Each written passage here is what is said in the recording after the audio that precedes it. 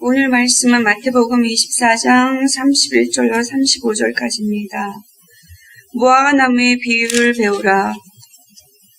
그 가지가 연하여지고 잎사귀를 내면 여름이 가까운 줄 아나니 이와 같이 너희도 이 모든 일을 보거든 인자가 가까이 곧 문 앞에 이른 줄 알라. 내가 진실로 너희에게 말하노니 이 세대가 지나가기 전에 이 일이 다 일어나리라. 천지는 없어질지언정 내 말은 없어지지 아니하리라. 마태복음 강해 141회차입니다. 마태복음 24장 32절로 35절의 말씀 가지고 여름이라는 제목으로 함께 나누기를 원합니다. 부제목은 무화과 나무의 비유를 배우라입니다. 오늘 최고 온도가 화씨로 101도입니다. 섭씨로는 38도이고요. 100도를 넘는 38도를 넘는 기온이 이 텍사스에서는 여름에는 예사로 기온이 넘죠. 여름을 제가 좀 잘 견디는 편인데 올 여름은 참 견디기가 힘들 정도로 거의 매일 100도를 넘기고 있습니다. 여름하면 생각나는 것들이 무엇이 있나요? 여름하면 생각나는 것. 얼음, 또 땀, 무더위 그런 것들, 그죠? 바다, 강, 피서, 휴가 이런 것. 구글에서 제가 여름이라는 단어를 딱 치니까 어떤 이미지들이 뜨냐면 이런 이미지들이 뜹니다. 바닷가인데 아주 멋있는 바닷가 있잖아요. 에메랄드 빛이 있는 그런 바닷가. 그 다음에 미끄럼틀이 있는 풀장에서 노는 아이들. 그 다음에 원두막 주위로 아주 수박이 엄청나게 많이 있는 그런 그 농장. 그 다음에 시원해 보이는 한국의 계곡들. 아이스크림, 각종 아이스크림과 해바라기까지 여름이라는 단어를 검색하면 나옵니다.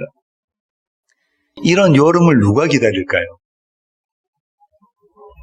아이들이 방학을 기다리는 아이들, 그 다음에 휴가를 가고 싶어하는, 피서지로 휴가를 가고 싶어하는 사람들, 또 여름을 기다리는 사람들은 여름 한철 장사를 하는 사람들, 여름 상품을 파는 사람들이 이런 여름을 기다릴 겁니다. 오늘 설교는 이 여름을 기다리는 사람들에 관한 이야기입니다. 오늘 강매 집사님 읽으셨던 이 본문은 아주 유명한 구절이다, 그죠? 무화과 나무의 비유. 일반적으로 이렇게 해석되어지는데요. 최후 종말이 속히 오리라. 그러니까 징조가 보이면 그때인 줄 알고 그 때를 준비해라. 이렇게 해석을 합니다. 맞는 말이고요. 병행 본문은 마가복음 13장 28절부터 31절, 누가복음 21장 29절부터 33절이 병행 본문입니다. 거의 내용이 같아서 찾아보지는 않도록 하겠습니다. 오늘 이 무화과 나무의 비유는요, 예수님께서 말씀해 주셨던 이 비유는요, 32절에 이렇게 시작하지 않습니까? 무화과 나무의 비유를 배우라 이렇게 시작합니다. 무화과 나무는 어떤 특징을 갖고 있냐면요, 다른 나무들보다 잎사귀가 늦게 나옵니다. 보통은 봄철 되면 잎사귀가 막 이렇게 나오는데 무화과 나무 잎은 그렇지가 않고요. 무화과 나무는 그렇지가 않고요. 그 잎사귀가 아주 늦게 나옵니다. 그래서 잎사귀가 나왔다 하면 이제 여름이구나라는 걸 안다는 거죠. 여름쯤 되면 잎사귀가 나옵니다. 그리고 이제 잎사귀가 나왔다는 것은 곧 열매가 있을 것이다라는 것을 알게 되는 겁니다. 곧 열매가 있을 것이다라는 사실을 알게 되죠. 그래서 얼마 전에 앞에서 찾아보신 것처럼 잎사귀가 나와 있으니까 주님께서 열매가 있을 것이라고 생각하고 이렇게 가르쳤던 장면이 나오지 않습니까? 유대 사람들 다 아는 거예요. 무화과 나무 잎에 잎사귀가 나왔다면 이제 열매가 있을 것이다. 그래서 그걸 기다리고 있죠. 특별히 가난한 유대인들은 이 무화과 나무 열매를 아주 기다리고 있게 됩니다. 이 무화과 나무는요, 또 구약에서는 이스라엘을 이야기하는 그런 나무입니다. 이스라엘을 이야기하는 나무가 두 가지가 있는데요. 하나가 포도나무고요. 그 다른 하나가 무화과 나무입니다. 예레미야 24장 1절부터 3절 한번 보시겠습니다. 1절 하반절부터 한번 보실게요. 여호와의 성전 앞에 놓인 무화과 두 광주리를 내게 보이셨는데 한 광주리에는 처음 익은 듯한 극히 좋은 무화과가 있고 한 광주리에는 나빠서 먹을 수 없는 극히 나쁜 무화과가 있더라. 여호와께서 내게 이르시되 예레미야야 내가 무엇을 보느냐 하시매 내가 대답하되 무화과이온데 그 좋은 무화과는 극히 좋고 그 나쁜 것은 아주 나빠서 먹을 수 없게 나쁘니이다 하니 5절 안 보시겠습니다. 이스라엘 하나님 여호와께서 이와 같이 말씀하시니라. 내가 이곳에서 옮겨 갈대아인의 땅에 이르게 한 유다 포로를 이 좋은 무화과 같이 잘 돌볼 것이라. 내가 그들을 돌아보아 좁게 하여 다시 이 땅으로 인도하여 세우고 헐지 아니하며 심고 뽑지 아니하겠고 내가 여호와인 줄 아는 마음을 그들에게 주어서 그들이 전심으로 내게 돌아오게 하리니 그들은 내 백성이 되겠고 나는 그들의 하나님이 되리라. 8절 여호와께서 이와 같이 말씀하시니라. 내가 유다의 왕 시드기야와 그 고관들과 예루살렘에 남은 자로서 이 땅에 남아있는 자와 애굽 땅에 사는 자들을 나빠서 먹을 수 없는 이 나쁜 무화과같이 버리되 10절 내가 칼과 기근과 전염병을 그들 가운데 보내 그들이 내가 그들과 그들의 조상들에게 준 땅에서 멸절하기까지 이르게 하리라 하시니라. 무화과 나무가 이스라엘을 이야기하고 있다 그러죠. 그런데 이 이스라엘의 두 가지 측면을 이야기하고 있습니다. 그렇죠? 하나는 하나님의 백성들에 대한 것이고 하나는 하나님께 버림받은 자들에 대한 이야기를 하고 있습니다. 또 이 무화과 나무는요, 하나님의 심판에 대한 이야기를 하는데요. 하나님의 심판으로 인해서 멸망으로 갈 사람들, 그 다음에 구원으로 갈 사람들, 이 이야기를 하고 있습니다. 시편 105편 33절 한번 보실까요? 그들의 포도나무와 무화과 나무를 치시며 그들의 지경에 있는 나무를 찍으셨도다. 하나님의 심판이 어떻게 이루어진다고요? 포도나무하고 무화과 나무를 찍으시는 것으로 하나님의 심판이 이루어진다고 이야기하시죠? 이사야 34장 4절 한번 보실까요? 하늘의 만상이 사라지고 하늘들이 두루마리 같이 만리되 그 만상의 쇠자남이 포도나무 잎이 마름 같고 무화과 나무 잎이 마름 같으리라. 무화과 나무의 잎사귀가 말라버리면 그것은 곧 하나님의 심판이다. 하나님의 심판의 때이다라고 이야기를 하고 있습니다. 한 군데만 더 보겠습니다. 예레미야 8장 13절입니다. 여호와의 말씀이니라. 내가 그들을 진멸하리니 포도나무에 포도가 없을 것이며 무화과 나무에 무화과가 없을 것이며 그 잎사귀가 마를 것이라. 내가 그들에게 준 것 같이 없어지리라 하셨나니. 잎사귀가 마르고 잎사귀가 마르면 당연히 열매가 없어지겠죠. 그 상태를 하나님의 심판의 상태. 그럼 누가 하신다고 하죠? 하나님이 그렇게 하신다라고 하나님이 그렇게 하신다라고 구약의 여러 선지자들이 그 얘기를 하고 있죠. 이번에는 또 무화과 나무가 구원을 이야기하기도 하는데요. 열왕기상 4장 25절 한번 보실까요? 솔로몬이 사는 동안에 유다와 이스라엘이 단에서부터 부엘세바에 이르기까지 처음부터 마지막까지다 그죠? 이스라엘의 처음 북쪽부터 남쪽까지 각기 포도나무 아래와 무화과 나무 아래에서 평안히 살았더라. 포도나무 아래와 무화과 나무 아래에서 살았다면 이것이 평안한 것이다. 샬롬인 것이다. 하나님 함께 하시는 것이다. 복받은 것이다. 이렇게 이야기하고 있네요. 한 군데 더 보겠습니다. 선지서인 스가랴, 말라기 앞에 있는 스가랴 3장 8절부터 10절입니다. 10절만 한번 보시겠습니다. 만군의 여호와가 말하노라. 그날에 너희가 각각 포도나무와 무화과 나무 아래로 서로 초대하리라 하셨느니라. 계속해서 그 얘기가 나오죠. 무화과 나무가 포도나무가 두 가지 이야기를 하고 있습니다. 하나는 하나님의 백성이라는 이야기를 하고 있고 또 한 가지는 하나님의 심판. 누구는 구원으로, 누구는 멸망으로 이끄는 하나님의 심판이 무화과 나무와 연관이 되어져 있죠. 그 다음에 33절 한번 다시 보시면요. 오늘 본문 마태복음 24장으로 다시 돌아오셔서요. 33절에 보시면 이렇게 되어 있습니다. 이와 같이 너희도 이 모든 일을 보거든 인자가 가까이 곧 문 앞에 이른 줄 알아라. 이 모든 일을 보거든은 24장 전체에 주님께서 지금까지 말씀하신 것입니다. 이 얘기를 왜 하게 되셨죠? 주님께서 마지막 때에 대한 그 다음에 그 마지막 때가 언제인지 또 마지막 때는 어떤 징조를 갖고 있는지를 왜 말씀하셨죠? 제자들이 주님께 뭘 여쭤보았습니까? 처음에 제자들이 뭐라고 이야기를 주님께 했냐면 저 아름다운 성전을 보십시오. 금으로 장식되어져 있는 금으로 마감되어져 있는 저 아름다운 성전을 보십시오. 하니까 주님 뭐라고 말씀하셨죠? 그 성전이 돌 위에 돌 하나도 남김없이 무너지리라 라고 말씀하시니까 그때는 이스라엘 사람들은 유대 사람 다 알고 있거든요. 성전이 무너지는 날은 하나님이 그들을 버리시는 날이고 그날은 이 세상의 마지막 날, 멸망하는 날이라는 걸 알고 있기 때문에 그럼 그때가 언제고 그 징조가 무엇입니까라고 물어보셨죠. 그 다음에 쭉 말씀해 주시는 것이 24장 전체입니다. 그런데 지금 뭐라고 말씀하시냐면 주님께서 이 모든 일, 내가 지금까지 말하는 마지막 때와 마지막 때의 징조에 대한 것들을 너희가 보게 되거든 하고 이렇게 말씀하시는 겁니다. 이 모든 일의 성격은 어떠냐면 이런 성격을 갖고 있는데요. 이 모든 일은 반드시 일어난다. 35절 한번 보실까요? 천지는 없어질지언정 내 말은 없어지지 아니하리라. 반드시 일어난다라는 이야기다. 그죠? 그 다음에 34절 다시 한번 보시면요. 이 세대가 지나가기 전에 이 일이 다 일어나리라. 속히 일어난다. 두 가지가 있습니다. 이 일은 반드시 일어날 것이다. 그리고 속히 일어날 것이다. 이렇게 주님께서 말씀을 하시죠. 이 세대가 다 지나가기 전에, 이게 신학적인 아주 논쟁이 되는 구절입니다. 이 세대가 다 지나가기 전에, 그럼 도대체 이 세대가 어떤 세대를 말하는 것인가, 누구를 말하는 것인가가 신학자들이 여러 견해들을 주장하는데요. 첫 번째는 이런 신학자들도 있습니다. 예수님이 실수하신 것이다.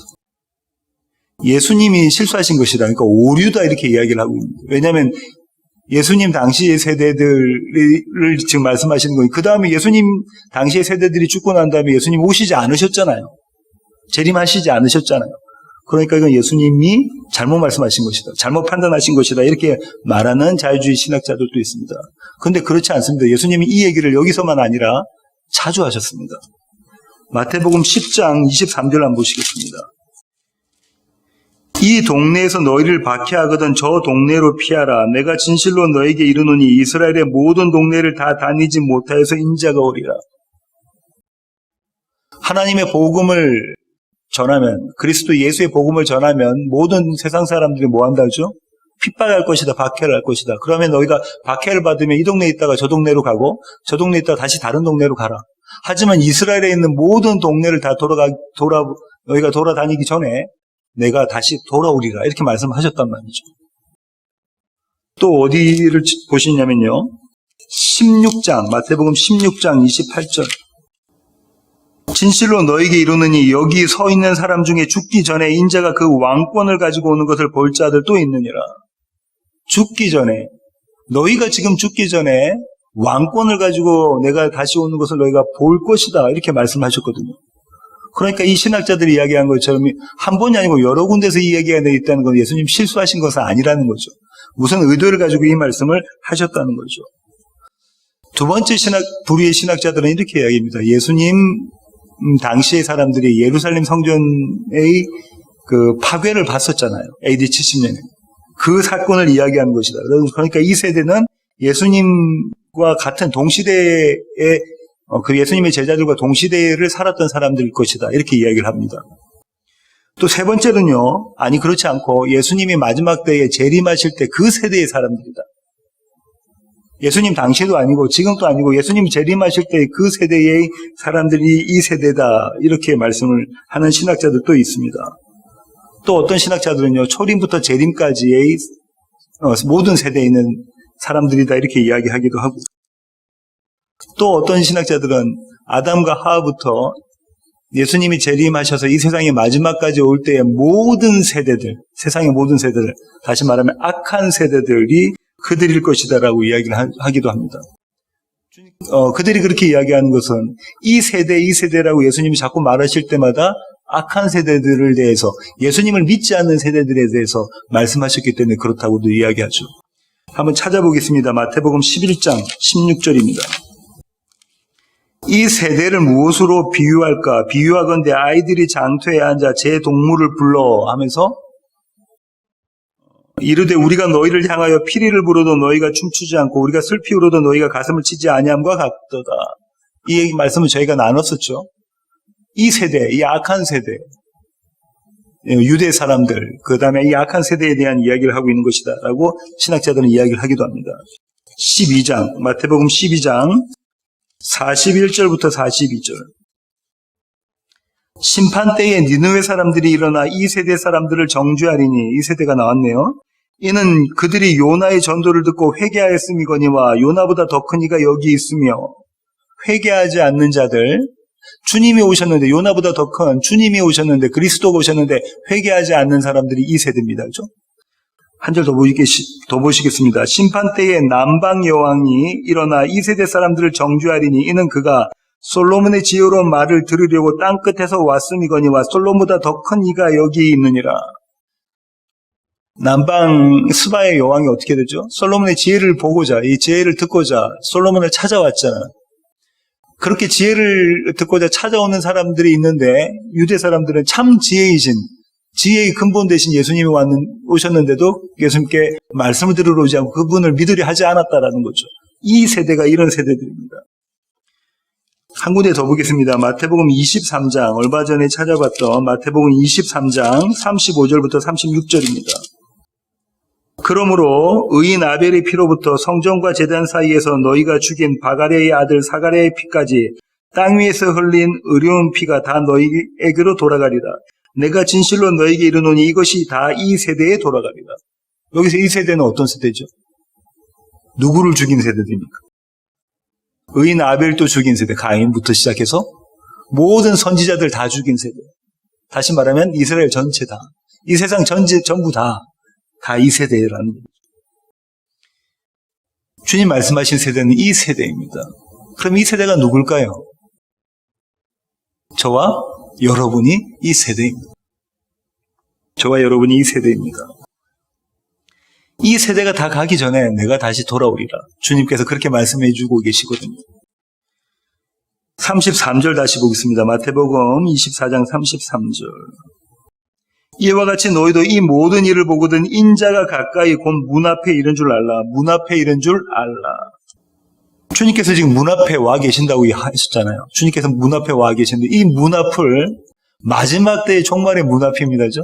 마지막 때 이제 심판하실 그때인데 그때만이 아니라 지금까지 우리가 살펴본 것처럼 저와 여러분이 살고 있는 오늘도 이 문 앞에 서 있는 그날입니다. 야고보 사도는 이렇게 이야기하거든요. 야고보서 5장 9절입니다. 야고보서 5장 9절입니다. 형제들아 서로 원망하지 말라. 그리하여야 심판을 면하리라. 보라 심판주가 문 밖에 서 계시니라. 야고보 사도가 뭐라고 하죠? 심판주가 지금 문 밖에 서 계신다. 심판주가 지금 문 밖에 서 계신다는 거예요.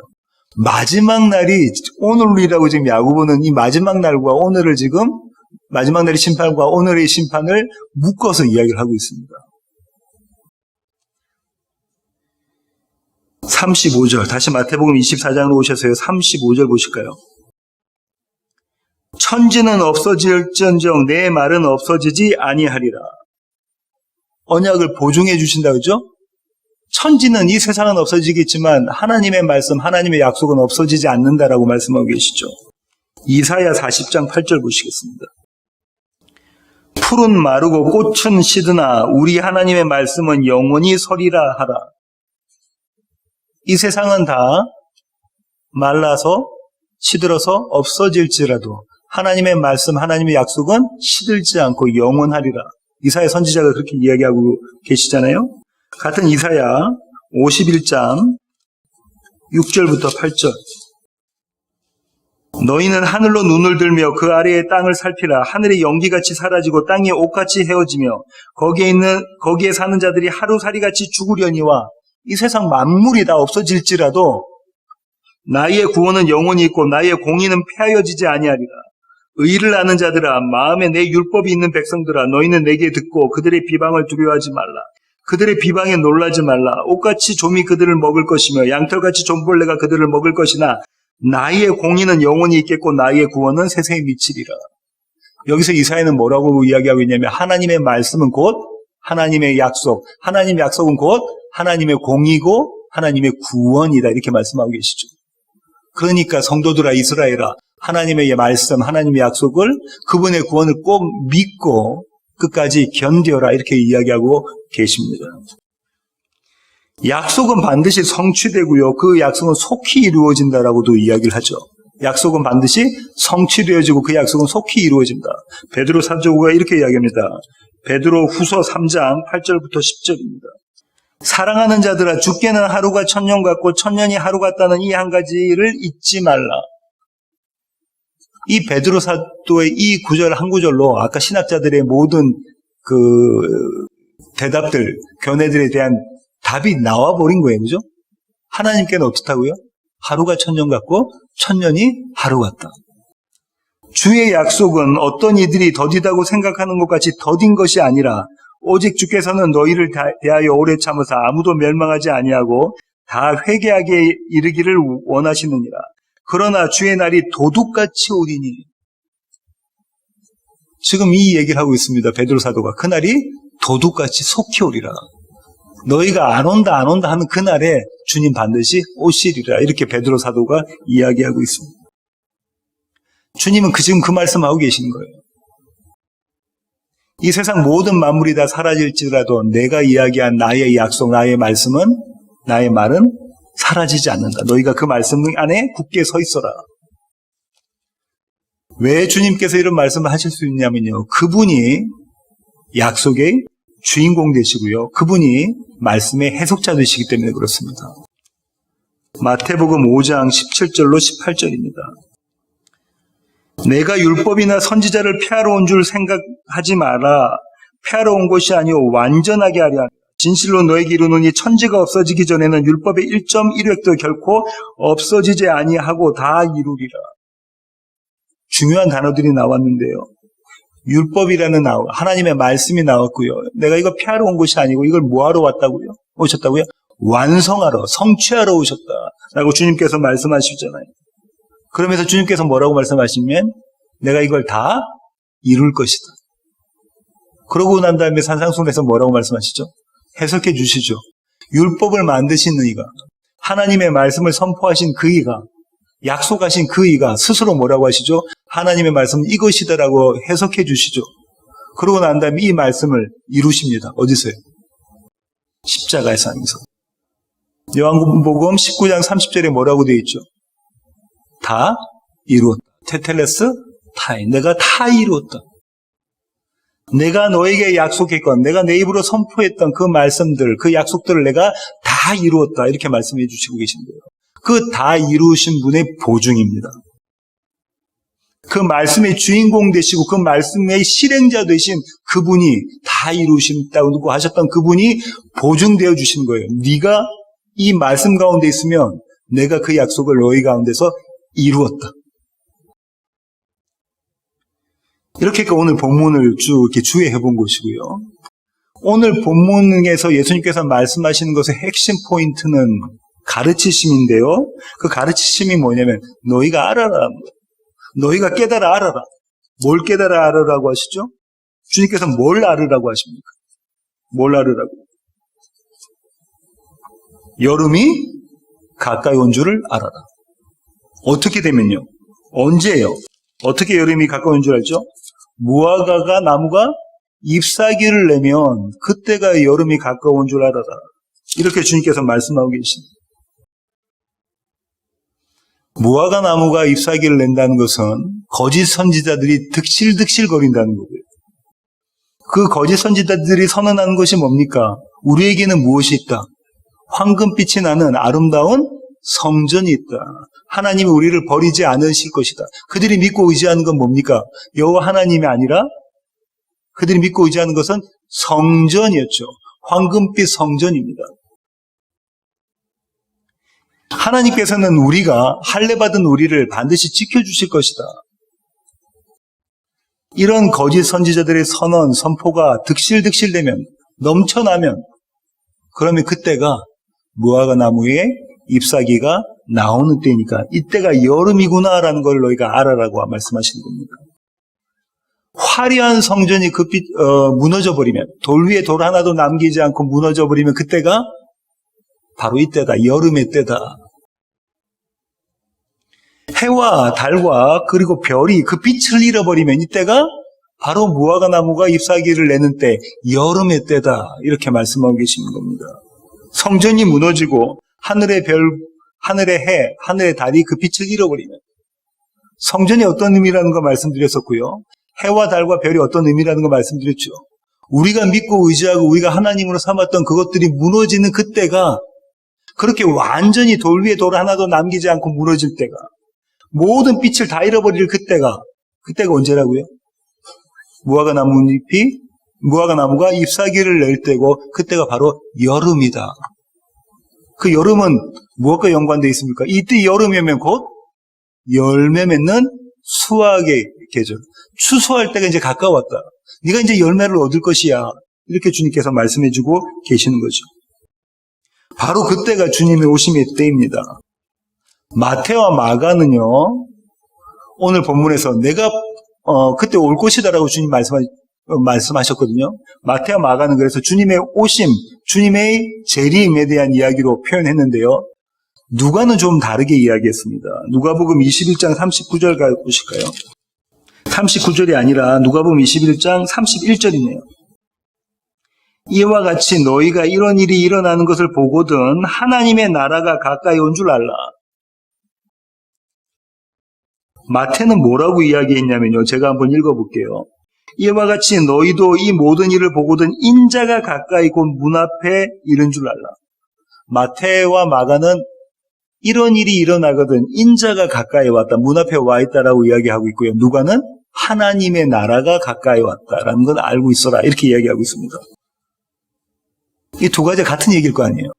예수님의 다시 오심과 하나님 나라가 온 것이 같은 의미일 거 아니에요. 마지막 때에 하나님의 나라는 요한계시록은 어떻게 하죠? 새 예루살렘이 하늘로부터 내려오는 것, 그게 교회잖아요. 그렇게 완성되는 것을 그리고 있습니다. 그죠? 근데 이 그림이 오늘 하나님의 나라를 경험하는 자, 오늘 예수님이 문 밖에 오신 것을 알고 있는 자, 그들이 이것을 경험한다는 거죠. 이 두 가지를 그렇게 연결시켜서 볼 수가 있는 것입니다.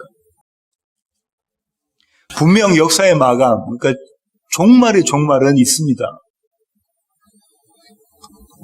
저와 여러분이 보고 있는 이 세상이 완전히 바뀌어지는 종말이 있다고요. 우리의 몸도 어떻게 된다고 그랬죠? 이 육신의 썩어질 몸이 아니라 예수 그리스도의 부활하신 그 몸의 형태로 우리 모두가 갖게 되겠죠. 그때는 마지막 완성의 때에 그렇습니다. 바울도 그 얘기를 하고 있고요. 베드로도 그 얘기를 하고 있고요. 그런데요, 그날의 그 역사적인 기적을 경험하는 자들은 어떤 자들이냐면 오늘 그 나의 역사 가운데 이 종말을 경험하는 자들이죠. 이 종말을 경험하지 않는 자들은 마지막 날에 그 종말은 경험할 수가 없는 것입니다. 저 오늘 설교의 결론을 맺기를 원하는데요. 여름을 기다렸던 한 사내의 이야기를 하려고 합니다. 그의 이름은 바돌로메라고도 하고요. 성경에선 바돌로메라고도 이야기하고 또 나다나엘이라고도 이야기하고 있습니다. 요한복음 1장 45절부터 49절입니다. 빌립이 나다나엘을 찾아 이르되 모세가 율법에 기록하였고 여러 선지자가 기록한 그 이름을 우리가 만났으니 요셉의 아들 나사렛 예수니라. 나다나엘이 이르되 나사렛에서 무슨 선한 것이 날 수 있느냐. 빌립이 이르되 와서 보리라 하니라. 예수께서 나다나엘이 자기에게 오는 것을 보시고 그를 가리켜 이르시되 보라 이는 참으로 이스라엘 사람이라 그 속에 간사한 것이 없도다. 나다나엘이 이르되 어떻게 나를 아시나이까. 예수께서 대답하여 이르시되 빌립이 너를 부르기 전에 내가 무화과 나무 아래에 있을 때에 보았노라. 나다나엘이 대답하되 랍비여 당신은 하나님의 아들이시오 당신은 이스라엘의 임금이로소이다. 여기서 이런 질문을 우리가 해볼 수가 있는데요. 왜 주님은 그토록 이 나다나엘을 칭찬하셨을까? 주님께서 칭찬하셨잖아요. 뭐라고 칭찬하셨죠? 그는 참 이스라엘이다. 참으로 이스라엘 사내다. 이스라엘 사람이다. 참 이스라엘이다 이야기하시고요. 그에게는 간사한 거, 다시 말하면 속이는 거, 거짓이 없다라고 이렇게 말씀하셨거든요. 왜 이렇게 주님께서는 그를 높게 평가하셨을까?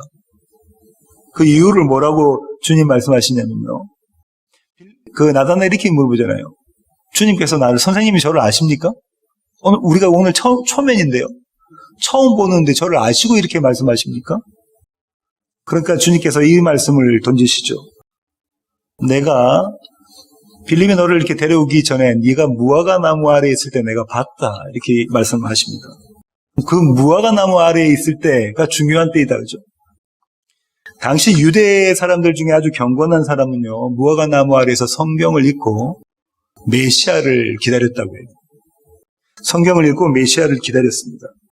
그러니까 나다나엘도 그런 사람들 중에 한 명이었다는 거죠. 그 자리에서 그러면은 그 나다나엘이 무엇을 했을까요? 무화과 나무 아래서 무엇을 했을까요?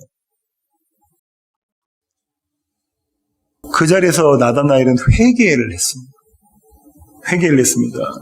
이런 로마의 압제, 이런 우리 이스라엘이 고통받는 이유는 우리의 죄, 나의 죄 때문에 그렇다는 거죠.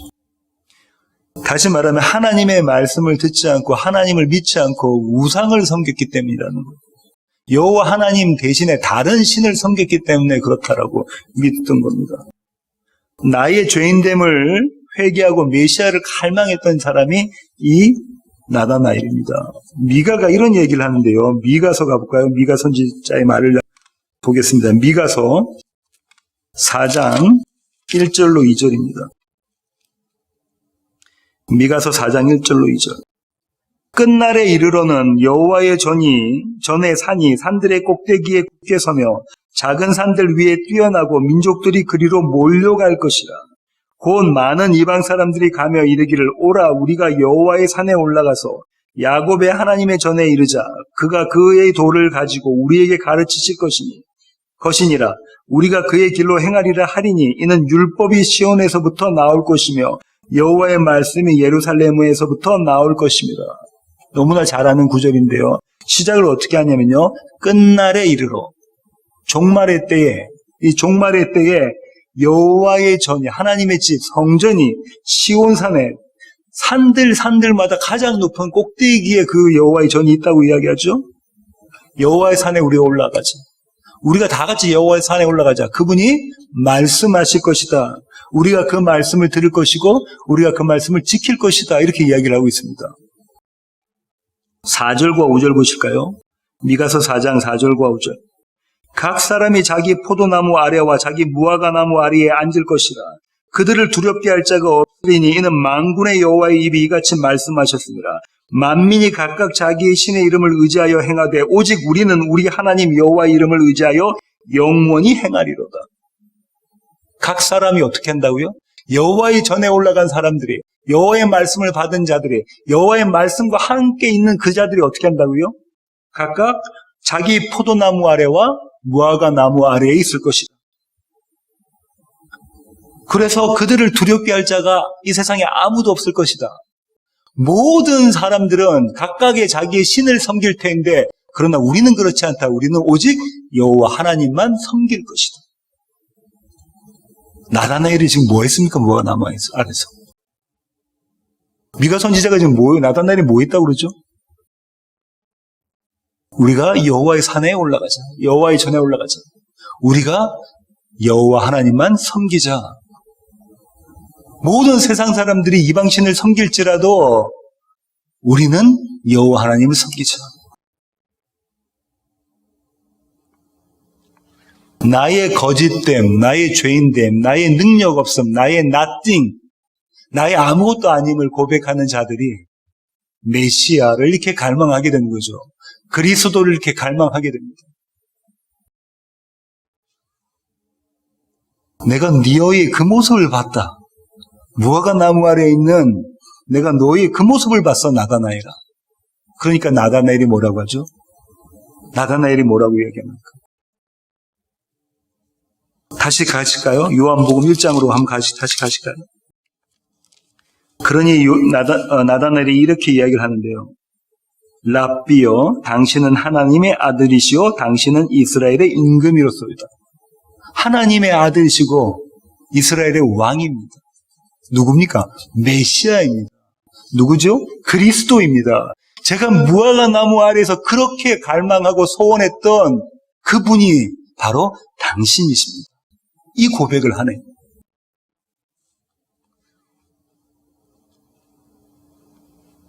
지금 나다나엘은요, 여름을 기다리는 그런 자였죠. 여름을 기다리고 여름을 갈망하고 여름을 애토록 찾았던 그 사람입니다. 근데 이 나다나엘은요, 마지막 끝날에 그 여름을 보았죠. 잎사귀가 나온 것을 보고 자기가 무너지고 참 성전이시고 참 시온산이시고 참 하나님이신 참 빛 대신 해와 달과 별 대신 그분을 만났잖아요. 그럼 나다나엘의 삶 가운데 마지막 때 주의 날, 그날, 여호와의 날은 바로 그날이었습니다. 주님을 만난 바로 그날. 여러분은 여름이 기다려지십니까? 저는 텍사스의 여름은 기다려지지 않습니다. 올해가 너무 더워서 그렇고. 어서 빨리 가을이 왔으면 좋겠습니다. 여기 가을이 좀 짧지만 빨리 가을이 왔으면 좋겠습니다. 하지만요, 제 삶의 영적 여름은 기다립니다. 제 모습을 보면 어떤 자인지 너무나 잘 알기 때문에 제 삶의 영적 여름이 왔으면 좋겠습니다. 이제 열매 맺는 날, 주님으로 인하여, 주님의 원함으로 인하여 열매 맺는 그날, 그래서 풍성한 열매를 수확하는 그날, 온전히 완성되는 그날, 주님의 원하심이 나의 원함이 되고 그분의 함께 하심 때문에 기뻐 즐거워하는 다윗과 같이 그렇게 노래 부르고 춤췄던 그날, 그 완성의 때, 그날을 소원합니다. 그 여름이 저는 기다려집니다. 마치 무화과 나무 아래서 메시아를 갈망했던 그 나다나엘처럼 저는 그 여름이 기다려집니다. 그 여름을 기다리는 자, 다시 말하면 성도 교회에게 베드로가 이렇게 이야기해 줍니다. 오늘 찾으실 구절 중에 마지막 구절인데요. 베드로 후서 3장 10절부터 13절, 아까 읽으셨던 구절이 다음 부분입니다. 베드로 후서 3장 10절부터 13절. 그러나 주의 날이 도둑같이 오리니 그날에는 하늘이 큰 소리로 떠나가고 물질이 뜨거운 불에 풀어지고 땅과 그 중에 있는 모든 일이 드러나리로다. 이 모든 것이 이렇게 풀어지리니 너희가 어떠한 사람이 되어야 마땅하냐? 거룩한 행실과 경건함으로 하나님의 날이 임하기를 바라보고 간절히 사모하라. 그날에 하늘이 불에 타서 풀어지고 물질이 뜨거운 불에 녹아지려니와 우리는 그의 약속대로 보증 되신 그분의 예수 그리스도의 약속대로 의가 있는 곳인 새 하늘과 새 땅을 바라보도다. 우리는 그분의 약속대로, 그분이 말씀하신 대로 우리가 완성될, 그분과 온전히 하나가 되고 그분은 우리의 성전이 되고 우리는 참 예루살렘이 되어지는, 새 예루살렘 성이 되어지는 그날을 우리는 고대한다, 기대한다. 그 땅을, 그 새 하늘과 새 땅을 우리는 바라본다. 베드로가 교회의 정체성을 이렇게 얘기했죠. 사도 요한은 요한계시록 맨 마지막 장, 맨 마지막 절, 그 두 절에 뭐라고 이야기했죠? 주님 오신다니까? 주님, 어서 속히 오십시오. 주님, 그날이 빨리 왔으면 좋겠습니다. 내가 완성될 그날, 제가 완성될 그날, 교회가 완전히 서는 그날, 시온산 위에, 거룩한 산 위에 서는 그날, 그날이 속히 오기를 원합니다. 마라나타라고 고백하죠. 이 고백하시는 세워지는 교회 모든 교회 가족 되기를 원하고요. 이 뜨거운 여름을 소망하시는 우리 모두가 되기를 원합니다. 기도하시겠습니다. 주님, 그렇습니다. 하나님, 우리는 여름을 기대하고 여름을 소망하는 자들이 되기를 원합니다. 마치 무화과 나무의 잎사귀가 나오면 곧 여름이 오고 이제 그 무화과 나무의 열매를 먹는 그날이 오는 것처럼 우리가 우리 주위에 또 내 안에 일어나는 모든 징조들을 보면서 주님의 오심을 기뻐하고 즐거워하는 자들이 될 수 있도록 주님, 저희들을 붙잡아 주시옵소서. 날마다의 삶 가운데 이 여름을 경험하고 마지막 날의 여름이 그 날을 소원하는 우리 세워지는 교회 모든 지체들에게 주님, 저희들을 붙잡아 주시옵소서.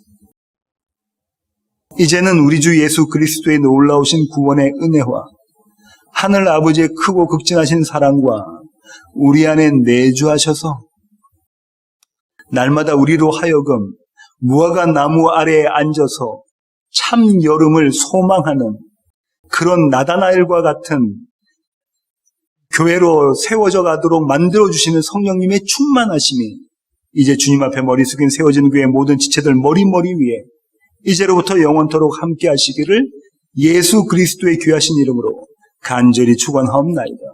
아멘.